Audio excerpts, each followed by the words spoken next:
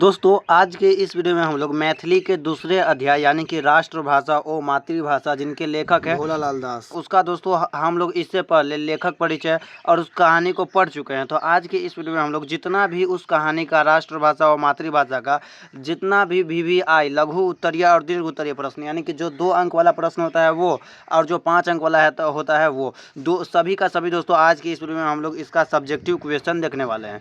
तो आप लोग बस वीडियो में अंत तक बने रहिएगा, ठीक है ना। तो चलिए स्टार्ट करते हैं आज की इस वीडियो का। और देखिए आपका सबसे पहला नंबर जो क्वेश्चन है वह है कि तेलुगु मलयालम ओ कन्नड़ कौन कौन राज्य के लोग के मातृभाषा है। मातृभाषा यहाँ पे पूछ रहा है कि तेलुगु मलयालम और जो कन्नड़ है यह किस किस राज्य का मातृभाषा है, मदर टंग। तो देखिए इसका आंसर क्या हो जाएगा कि तेलुगु जो है यह तमिलनाडु का होगा। तेलुगु क्या होगा, तमिलनाडु का होगा।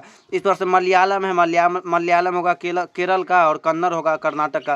तो ये आपको याद करना है कि तेलुगु होगा तमिलनाडु, मलयालम होगा केरल और कन्नड़ होगा कर्नाटक का, ठीक है। वैसे देखिए तेलुगु जो होता है ना, तेलुगु आंध्र प्रदेश का है, लेकिन आपके कहानी में दिया हुआ है तमिलनाडु ही, तो इसीलिए आपको तमिलनाडु ही याद करना है कि तेलुगु हो जाएगा तमिलनाडु का मातृभाषा, मलयालम केरल का मातृभाषा हो जाएगा और कन्नड़ हो जाएगा कर्नाटक का मातृभाषा। इस पर देखिए दूसरा नंबर जो आपका क्वेश्चन है वह है कि वर्धा योजना की थी। वर्धा योजना जो है वह क्या है।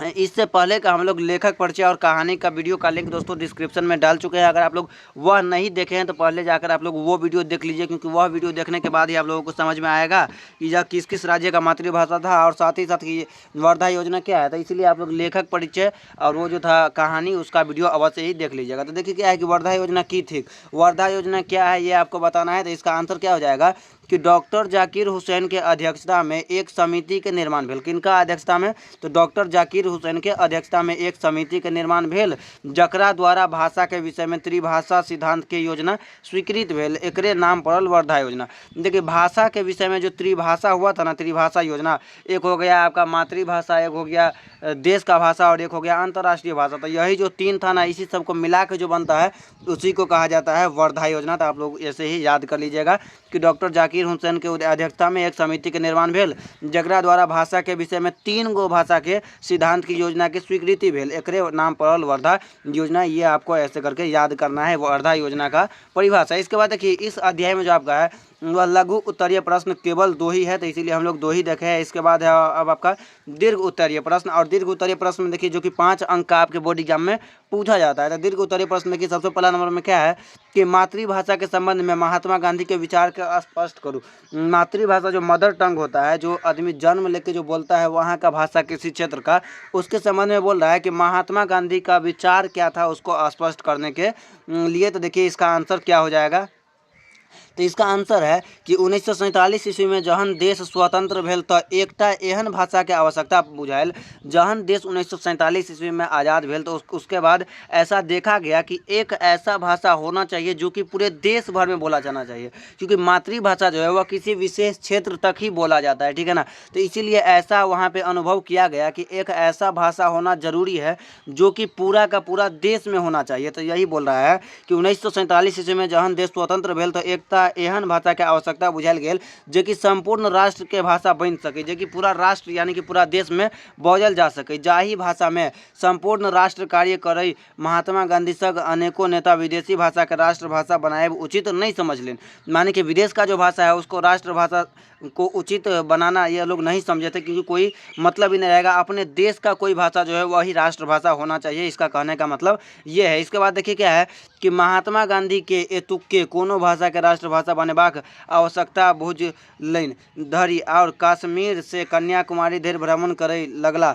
हुनका हिंदीए एहन भाषा बुझायल जकरा द्वारा अपन विचार के प्रचार अधिक ठाम कह सके। यानी कि हिंदी ही ऐसा भाषा था जो कि ज़्यादा क्षेत्र में बोला था, यानी कि जिसके बोलने का जनसंख्या जो था वह अधिक था, और यही कारण है कि भारत का राष्ट्रभाषा क्या है, हिंदी है। तो यही बोल रहा है कि कश्मीर से कन्याकुमारी धरि भ्रमण कर, माने कि वह बहुत जगह घूमे तो देखे कि हिंदी ही ऐसा भाषा है जो कि बहुत जगह बोला जाता है और ज़्यादा कोई हिंदी को समझते हैं। यही कारण है कि हिंदी को राष्ट्रभाषा बनाया गया। इसके बाद देखिए क्या कह रहा है कि शिक्षा पद्धतियों में उनका वास्तविक राष्ट्रीयता के भावना उत्पन्न करवाक छलनि तो डॉक्टर जाकिर हुसैन के अध्यक्षता में एक समिति के निर्माण कयल गेल जे भाषा के विषय में त्रिभाषा सिद्धांत के प्रतिपादित कयलनि। ये तो हम पहले भी देख चुके हैं।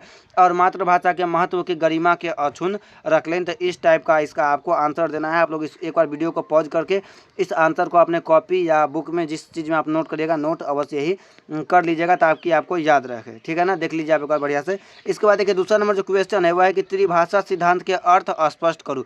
त्रिभाषा सिद्धांत का क्या अर्थ है यह आपको स्पष्ट करना है। तो आपको ही बताए थे, एक हो गया मातृभाषा, एक हो गया राष्ट्रभाषा और एक हो गया अंतर्राष्ट्रीय भाषा। देखिए क्या कर रहा है आंसर कि शिक्षा पद्धति के निर्माण लेल एकटा समिति के निर्माण कयल गेल तकरा द्वारा भाषा के विषय में त्रिभाषा के सिद्धांत की योजना के स्वीकृति भेल जे वर्धा योजना के नाम से प्रसिद्ध भेल। हम लोग पहले भी देख चुके हैं। एकरा अनुसार राज्य के काज मातृभाषा में होयबाक चाहिए आ मातृभाषा विकास करैक चाहिए तथा देश का जो काज होता है वह राष्ट्रीय भाषा के विषय में होता है। और भारत का राष्ट्रीय भाषा क्या है? हिंदी है। तो यही कारण है। इसके बाद देख रहे क्या कर रहा है कि अंतर्राष्ट्रीय कार्य के लिए अंग्रेजी महत्वपूर्ण, यानी कि मातृभाषा जो है वह किसी क्षेत्र का भाषा होगा और राष्ट्रभाषा जो होगा वह हिंदी होगा। साथ ही साथ अंतर्राष्ट्रीय भाषा क्या होगा? अंग्रेजी होगा। और इसी को महत्वपूर्ण समझा गया। शिक्षा के माध्यम में छात्र अपन अपन रुचि के अनुसार भाषा चयन कई शिक्षा पाबि सकैत छथि, एतय तक सुविधा होयबाक चाहिए। तो इस टाइप का आपका इसका आंसर देना है। तो आप लोग इसे भी नोट कर लीजिए कि त्रिभाषा सिद्धांत का अर्थ स्पष्ट करने के लिए बोलेगा तो आपको इस टाइप का इसका आंसर देना है। नेक्स्ट देखिए आपका क्या है, तीसरा नंबर क्वेश्चन कि हिंदी के समस्या पर लेखक के विचार स्पष्ट करो। हिंदी का जो समस्या था इस पे आपको बोल रहा है कि लेखक का क्या विचार था, ये आपको स्पष्ट करने के लिए बोल रहा है। तो देखिए क्या है कि 1947 ईस्वी में जहन देश स्वतंत्र भेल आ संविधान बनल तो लिखी देल गेल जे हिंदी क्या है कि जे हिंदी अंग्रेजी के स्थान ल लेलक।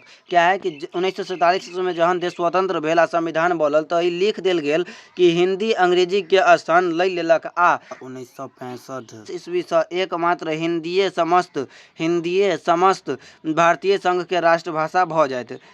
एकर अनुभव महात्मा गांधी अपन स्वतंत्रता आंदोलन के क्रम में संपूर्ण भारत भ्रमण कयने छला, मुदा संविधान संशोधन द्वारा हिंदी के स्वीकृति स्थान नहीं भेटले। आब अनेक मातृभाषा राष्ट्रभाषा कहल जाए लागल। तो इस टाइप से आपका इसका आंसर देना है। हिंदी समस्या पर लेखक का विचार स्पष्ट करें। नेक्स्ट देखिए आपका चौथा नंबर है कि मैथिली के विषय पर क्या है कि मैथिली के विषय पर लेखक के विचार स्पष्ट करो। मैथिली के विषय में लेखक का क्या विचार है यह आपको स्पष्ट करने के लिए बोल रहा है। तो इसका आंसर क्या हो जाएगा? देखिए कि लेखक के अनुसार मैथिली एकटा जीवंत भाषा अछि जे सतत वर्धिष्णु अछि। एहि में शिक्षा उपलब्ध करायब सरकारक पुनीत कर्तव्य अछि जे मैथिली के विकास कहियो अवरुद्ध नहीं भऽ सकैत अछि। एकर उदाहरण स्वरूप ओ डॉक्टर जाकिर हुसैन के अध्यक्षता में बनल एक समिति के रिपोर्ट दिस ध्यान आकर्षित कर रहल छथि, जाहि में कहल गेल कि भाषा के शिक्षा में त्रिभाषा सिद्धांत आवश्यकता अछि। तो इस टाइप से इसका भी आंसर हो जाएगा। ठीक है ना,